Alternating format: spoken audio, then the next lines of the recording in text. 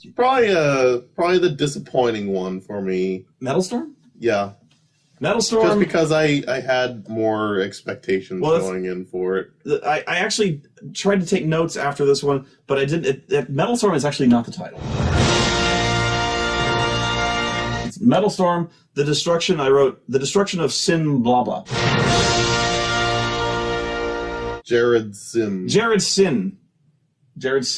But it's called Metalstorm. Metalstorm, and it even has like that heavy metal cover font, kind of like blows onto the screen. It explodes. Yeah. It literally explodes onto the screen in metal.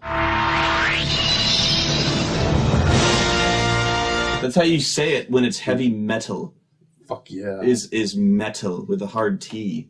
And it's Charles Band, so he does good work. Like with the Megaforce. With the Megaforce. Which was the most awesome movie in the history of awesome, except for all the other awesome ones. And again, we review Megaforce in last year's B-Fest review. The good guys always win.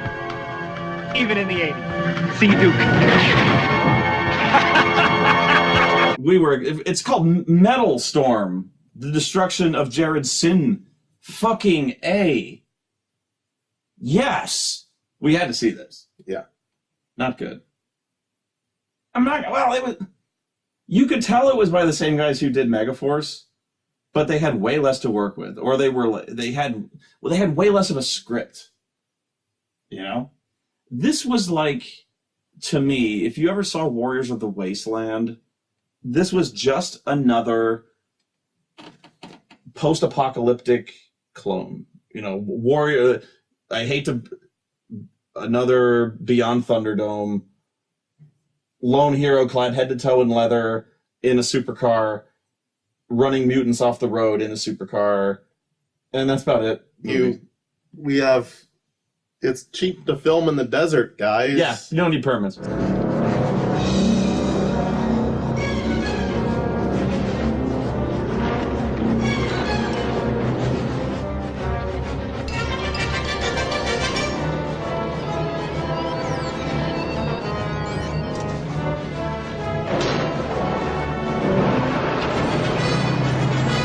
So let's get our dune buggies and drive around the desert, and that's all we do. They riveted sheet metal to a bunch of dune buggies. They look good. And they drove around and they ran each other off of gentle slopes.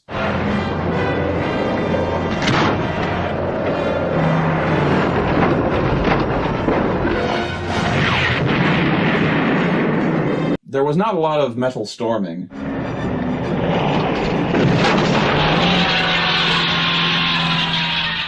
So our hero is Toejam. Toejam? Yeah. My name's Dojan. Dojan. My name's Dojan. I am with you, Toejam. He's Dojam, really, but it's Toejam. Toejam really has no character, except that his character is that he has 5 o'clock shadow.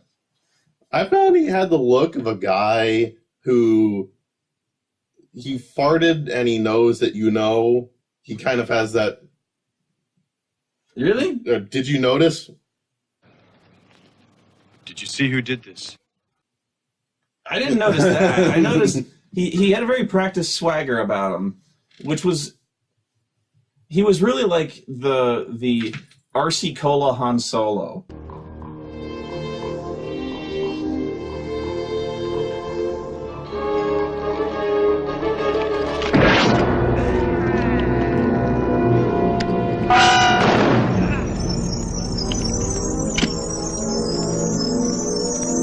No, there was another Han Solo.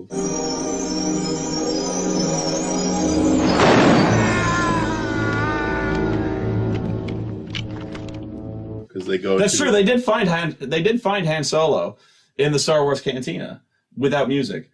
They could not, in fact, book the Cantina band. But yeah, needless to say, there were some homages. Except the homages were didn't have a budget, so you could somehow you could tell they were in Mos Eisley and the Cantina, although the Cantina had no aliens or music or anything of interest, and they had no reason to be there. we're kind of getting ahead of ourselves. Or but Wookiees. then it's kind of hard to know what's going on. Nothing happens. For one, it does get loud at B-Fest, especially at the beginning, so it's kind of hard to hear the, the dialogue. Everyone's a guest riff for the first 6 hours. But then again, it's bizarre. It's just bizarre. So we weren't missing much, I think. Toejam is driving around, which that's about 80% of this movie. What else are you doing? Is he's driving around and it's a shot, and it's just they simulate driving by just like.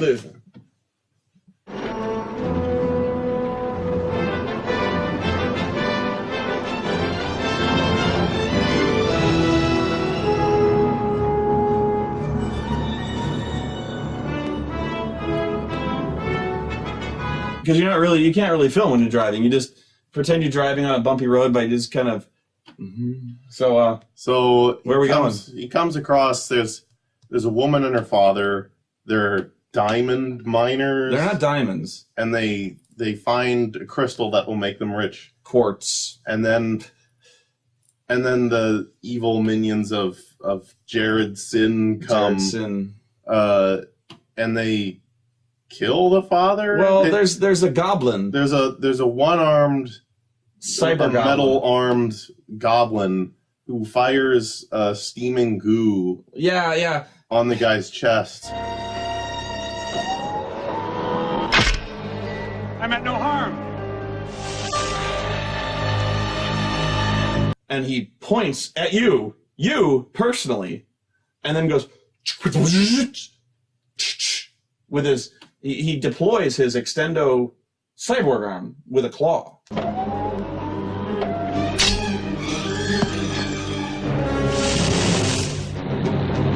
And he shoots steaming goo that hits him in the chest. And then the best way to describe it is they go to another dimension. I need to go on about the steaming goo, because you just again, as usual, you gloss over the fact he ejected steaming goo from the claw arm. What? I would have thought having a claw arm, he would do a guy like he would twist the guy's nuts with it, or like grab him by the throat, like Darth Vader, and then like tell me what I want to know. No, he has a grabby claw, which he then projects what looks like acid, right? Yeah. Because it hits him in the chest, and it starts to smoke, and the guy even goes like ah, and he falls to the ground. But it's not acid. Or at least it's not corrosive acid. It could be like the drug acid because he goes into another dimension of perception.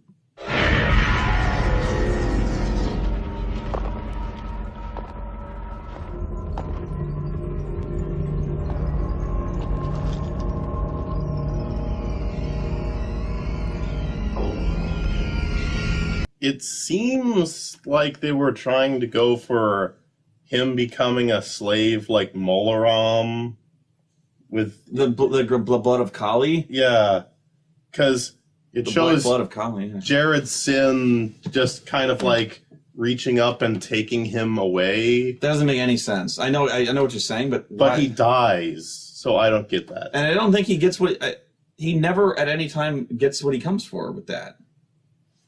Like, where did you find in the mind, dumbass? Like, I don't know. And there's so many other clearer ways to convey that information, other than spooging green acid that looks like acid and not truth serum. I know what you mean, but it's very Twin Peaksian. Toejam comes and he finds the daughter, the love interest, and who has no name. It's just love. It's just like future sex interest. Yeah.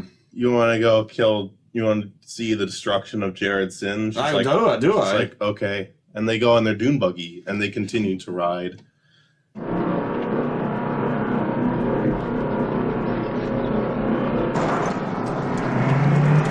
But immediately, like, for no reason, the cars will just blow up. Yeah. As soon as they've left the driving zone, it's out of bounds. It's out of bounds, and you blow up. It's video game rules.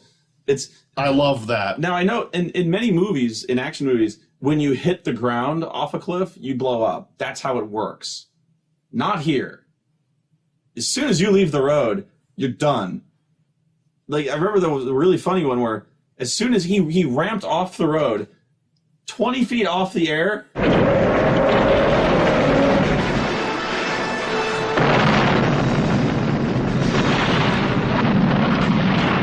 Toejam gets the acid spooge on him on his leg, which sends him to another dimension. But she's holding on to him. But she's hugging him. Combined power, which Jared comes to take him away, but because she's holding on to him... He's like, you're too strong. But he gives such a weak effort. He's like, damn it! Son of a bitch!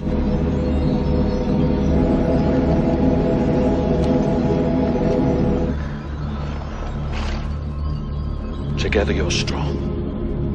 And I'll separate you. I'll destroy you both. Your bond is too strong. I'm like, you've known each other for 6 hours. Too strong! Let go! So he takes the woman away. Yeah. And he sends a Power Ranger monster. Hang on. Because he's still asleep, I guess, and so she's looking around like, what the fuck? And then she starts to like teleport away. He wakes up just in time to see this.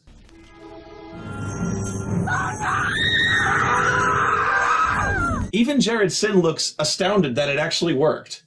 He's like, oh my god! That's never worked before! Yes! And then the Power Rangers monster appears.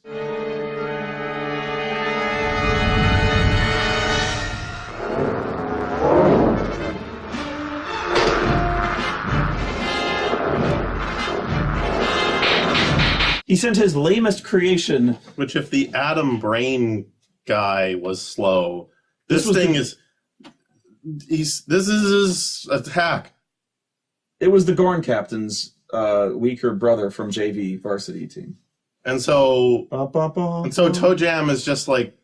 He backs away slowly from it.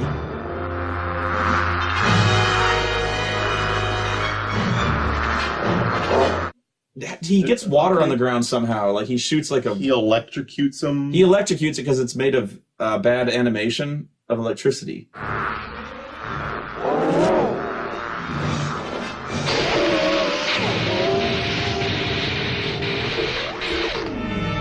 He meets Han Solo and there's a fight for no reason and they drive. And That's the movie. They get into a chase for no reason. They drive, they have a fight for no reason, they have a chase for no reason. They keep running into Mestima. This was made by the same guys who made the Dungeonmaster. And it has the Dungeonmaster in it, Richard Mall. You are a worthy opponent for Mestima. You must meet me in the pit. If you live, you will go free. Who's the one-eye, just Mongo dude? He's a Mongol. He plays Mongo the Mongol.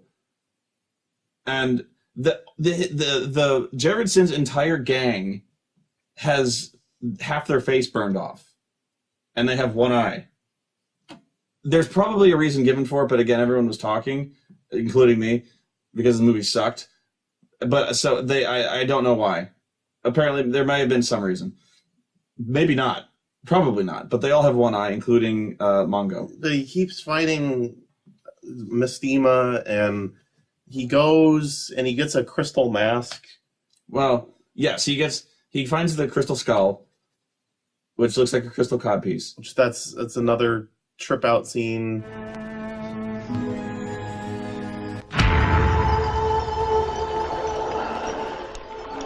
Yeah, he puts that on and apparently learns nothing.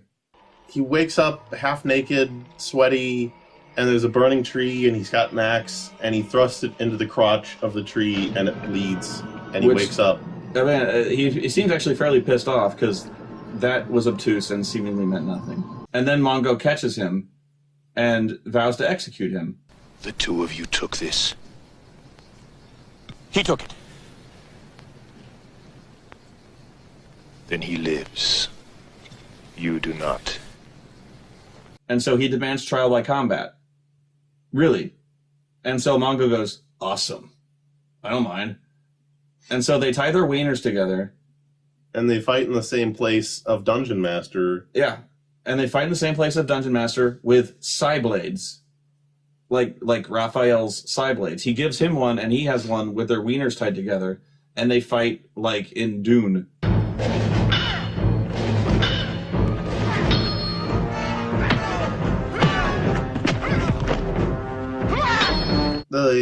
They tie their arms together, their left arms together. Oh. Which doesn't mean a whole lot, because in the end, he just cuts the rope. He cuts the rope with his Psyblades.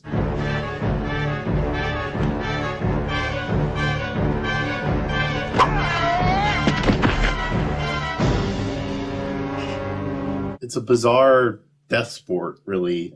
There's other things you can do, like there's that sport that Riker and his father would play with the sticks. And Bojitsu, the ultimate evolution in the martial arts. Right, with the really complicated one where they're blindfolded. They're and blindfolded, they have and the they radio have Q-tips. Yeah, the Q-tips that sense each other. That's close by.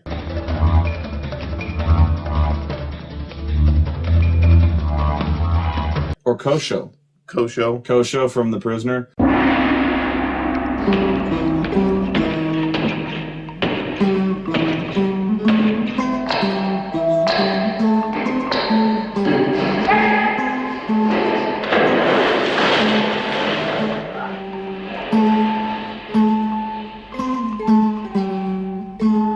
So yeah, Toejam wins, and he chooses to spare his life, and then they're cool. Really, it's like they're cool. Richard Mull is like, well, dude, seriously, I'm sorry, I was being a dick. That's how they play it. They're like, I was mad, I had a bad day. Really, my bad. And they're bros. They are bros from that point. You're dead, warrior. Wait. This man is my friend. They go and they find Jared Sin, and who's at the Temple of Set. Yeah, I was getting total Conan, the end of Conan vibes, because I was expecting him to come up from behind and chop his head off. And my son. But no, he comes up and Toejam just convinces him he's evil, which he's fucking Jared. What is he? And then he reveals himself, and instead of everyone just turning and shooting him in the nuts, they just hear him out. He's the one that wants all the power and the land. All of you will be his slaves. Destroy him, Hurok! Do as I say! No! They go, he's evil, right? And they go, what? I didn't consider that. Well, I didn't think about that. Jared Sin, the guy who wears gigantic Darth Vader armor, which looks the same both forward and backward. Yeah. You notice that? He's got abs on the back. His abs are on the back, and I don't understand that. I guess so he can dress in the dark. Yeah. So Jared knows the game is up, so he gets on a speeder from Return of the Jedi. He gets on a flying hover bike from Return of the Jedi, and they chase. And Toejam gets on another one and gives chase, and it's the lamest thing you'll come across in a while.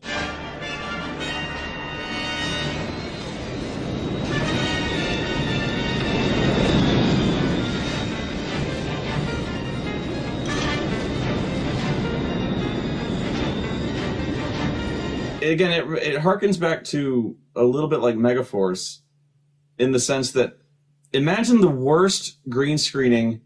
It's not a bad key, but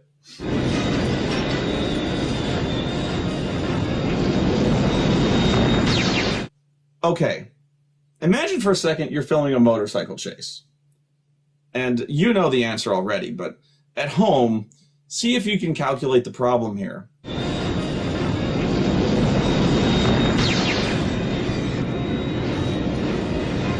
This is what it's going to look like if I just film a motorcycle in front of a green screen. Ignore Miles. I mean, that's easy. No, imagine there's a green screen back here, and this is me on the motorcycle.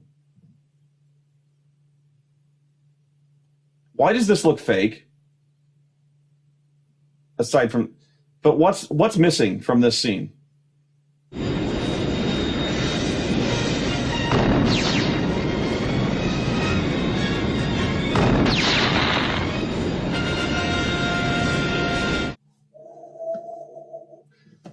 Wind. The speed, the notion of speed. So like no hair is moving. There's no sense of clothes rippling. So they're going at like Mach 3. And they're just like, it'll shut to a cot. It'll cut to a shot. Cock to a shot. Cut to a shot of Jared, and he's just. And it'll cut to Toejam. Toejam is barely awake. Jared Sin is actually kind of enjoying it. He's like, this is fun. I guess his speeder has a recharge rate of like 1 shot per minute. It's got a really bad. He chose some bad upgrades. Because he'll fly around for a minute, he'll fire 1 shot that goes wide, and then it'll cut again to Jared, who's like...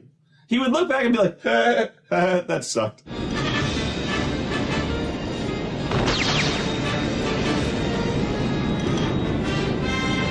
And then cut back. Learn to shoot, dickweed.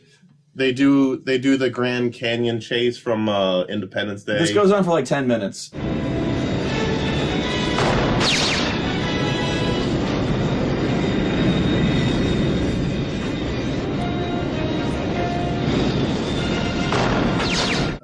Fucking Roland Emmerich stole the Grand Canyon chase from Metalstorm. It's not so much a Grand Canyon chase, is the Grand Canyon is there and they chase over it.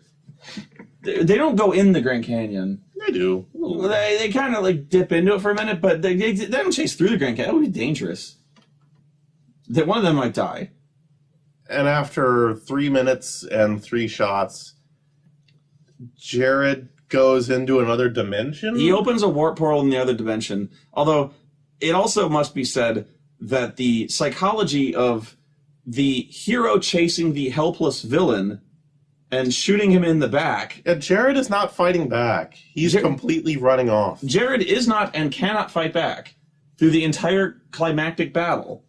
So the tension here is somewhat limited in that, will the hero murder the villain by shooting him in the back, even though there is no time constraint whatsoever? It's that one. Wouldn't it be far more dramatic if the villain was chasing the hero and like he's trying to get away, or they were? How about this? What if they were just in a pitched climactic dogfight in the skies with their jet speeders, like a pitched laser battle? No. We just have our hero shooting the villain in the back, who is not shooting back. No, okay. No, that's fine. That's fine. No, we can do that. Maybe that's a Charles Band thing or something. That's fine. I forget if he did Robot Jocks, but they had that. No, that was Stuart Gordon. Oh. How dare you? Maybe he produced it. Okay, that might be. But they had an extended scene of just flying around for no reason before landing and continuing the fight. Yeah. There wasn't even shooting in that. They just flew around. I follow you spiritually. They fly into another dimension. Do you want to trade? She wants to sit with you. It's trade. Hang on. Tag out. Okay. For those of you just joining us, it's much more comfortable in that chair.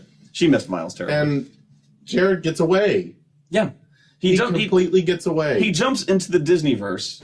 Dark Lords are sent. Open the way. Open the way.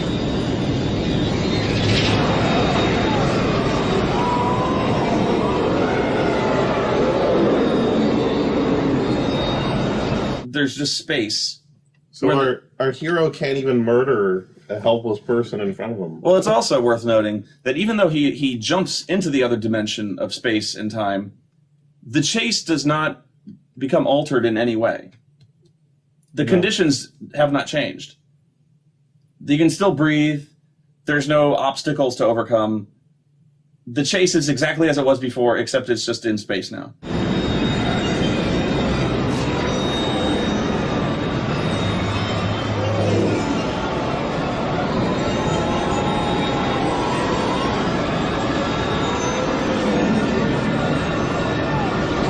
You'd think being in space, he'd be like, now you're playing by my rules, Toejam. No! You know what I mean? Like, this would be to the villain's advantage to have done this. If I was doing a movie, this is what I would have done. No, just 3 more minutes of... Do a barrel roll.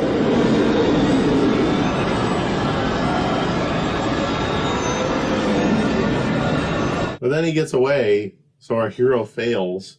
He just gets away. He's like, powers of Set, grant me your boon! And he vanishes.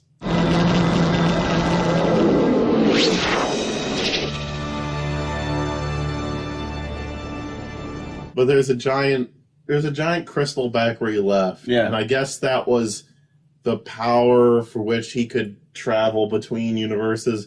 So he just pulls out his blaster and blows it up. He shoots his gun. He traps Jared Sin in the... I don't think that's implied.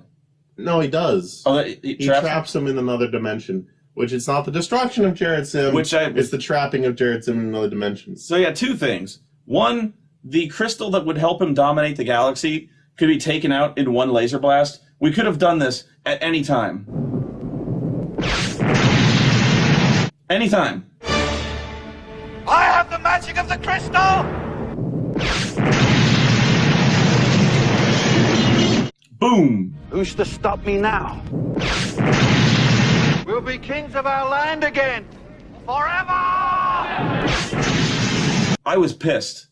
Like, legitimately screaming pissed. I was like, you can't do that! You can't call your movie The Destruction of Jared Sin and have it not... You can't not destroy Jared Sin. Then there's no Metalstorm either. There is no metal storming. There's more crystal storming. There's acid storming. You can't not just...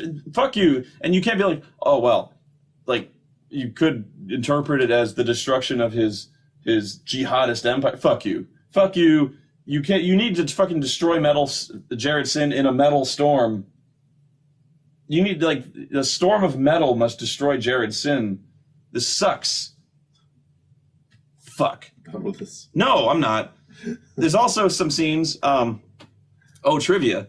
Apparently the car that Toejam drives is the same car in Dungeonmaster that they drive during the Beyond Thunderdome dwarf chase.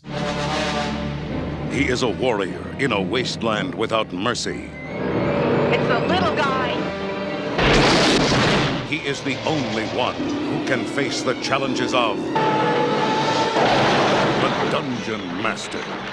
They finally established the Goblin, whose reaction, by the way, is to every given situation, confusion. No matter what's going on, even if he's winning or losing, or there's a pleasant conversation going on, or he's just with his boss, his reaction is just like, just bafflement. And then Toejam rips his arm off. Just grabs him and he arm bars him, and then rips his fucking arm off. It was a Steven Seagal arm break. And he's like, Ugh!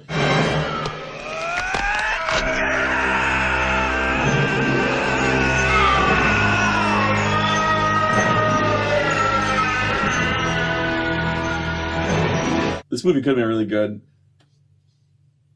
They're not really good. There wasn't even like a really good power anthem. With the metal. Get Wasp. You had Wasp for fucking Dungeonmaster. God damn. What else? I don't think Frogs was next. What else? Yeah, it was. Frogs. Fuck. Fuck this movie. I'm getting too old for this stuff.